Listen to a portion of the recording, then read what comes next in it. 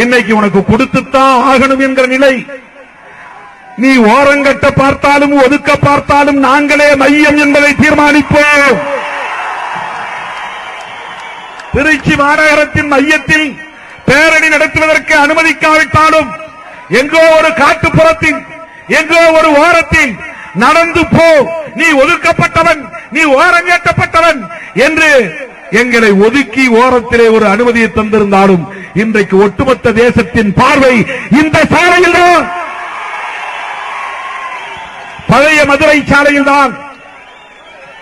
இன்று முதல் இந்த சாலைக்கு பெயர் அம்பேத்கர் சாலை. இன்று முதல் இந்த சாலைக்கு பெயர் ஜனநாயக சாலை. இன்று முதல் இந்த சாலைக்கு பெயர் சமத்துவ சாலை. இன்று முதல் இந்த சாலைக்கு பெயர் சமூக நீதி சாலை. இன்று முதல் இந்த சாலைக்கு பெயர் சிறுத்தைகளின் சாலை. 12 மணியிலிருந்து இப்போது 6 மணி நேரம், 6 மணி நேரம் இந்த சாலை சிறுத்தைகளின் கட்டுப்பாட்டில் இருக்கிறது.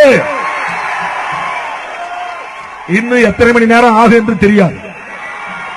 நாங்கள் விடைபெறுகிற வரையில்